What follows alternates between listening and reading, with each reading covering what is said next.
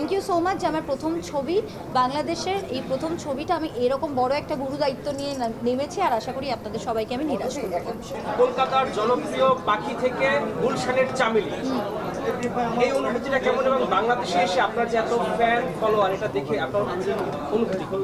প্রথম কথা আমি ওনার একটা কথা উনি জিজ্ঞেস করেছেন, লাস্ট যে প্রশ্নটা উনি করেছেন তার আমি যে উত্তরটা শুনলাম আর উনি যে প্রশ্নটা করলেন সেটাতেই আমি অনেকটা ভয় পেয়ে গেছি, কারণ এটা অনেক বড় দায়িত্ব। উনি যে কথাটা বললেন যে পরিচিতি, যে ভালোবাসা, যে উৎসাহটা আমি আপনাদের চোখে যে দেখতে পাচ্ছি যে আমি এসেছি বলে আপনারা এতটা ভালোবাসা দিলেন, এতটা এক্সাইটেড, তাতে না আমার এই সিনেমাটার প্রতি দায়িত্ব এতটাই বেড়ে গেছে যে যদি এই সিনেমাটা রিলিজ করার পর মানে আপনারা অনেক ভালো মন করে এটা দেখতে গেলেন, এখানে আমার অনেকটা পারফরমেন্সের অনেক দায়িত্ব রয়ে গেছে। আমি চাই না যে আপনারা নিরাশ হন।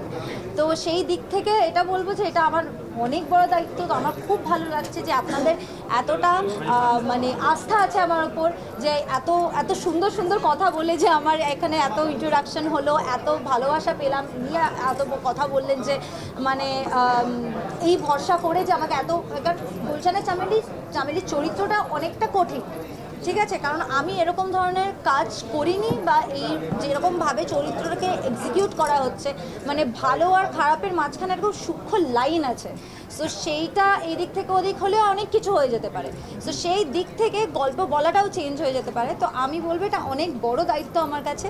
থ্যাংক ইউ সো মাচ যে আমার প্রথম ছবি বাংলাদেশের এই প্রথম ছবিটা আমি এরকম বড় একটা গুরু দায়িত্ব নিয়ে নেমেছি আর আশা করি আপনাদের সবাইকে আমি নিরাশ করব।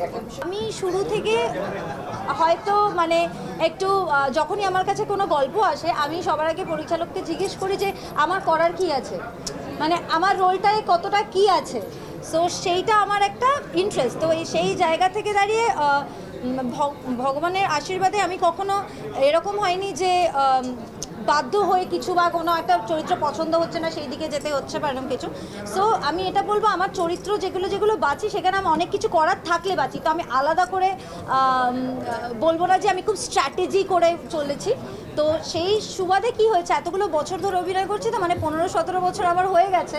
সো এই একটা ইমেজ হয়ে গেছে যে মধুমিতাকে যদি বলি তাহলে একটা মানে তার একটা বড় চরিত্র দিতেই হবে, মানে এরকম একটা ব্যাপার আসে। তো সেখান থেকে এখন যা যা গল্প আসে সেখান থেকে আমি বাঁচতে পারি যে কোন গল্পে আমি নতুন কিছু করতে পারবো যেটা এতগুলো বছরে করি। বাংলাদেশে পা দিয়ে মধুমিতা কি তার জনপ্রিয়তা টের পাচ্ছে কিনা? আমি প্রচণ্ড টের পাচ্ছি, আপনাদের সবার এত ভালোবাসা মানে পাচ্ছি, তাতে আমার একটু ভয়ই লাগছে যে আমি কী কাজ করবো কে জানে।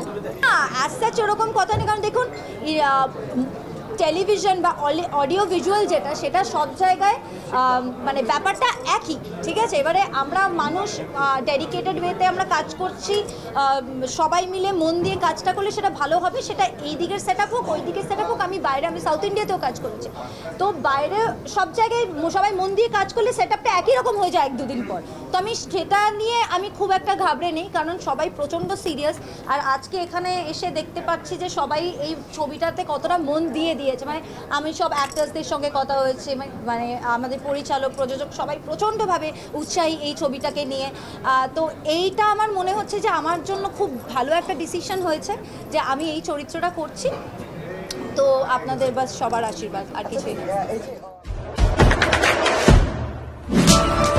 দেশে দেশে সবার সাথে দ্য নিউজ।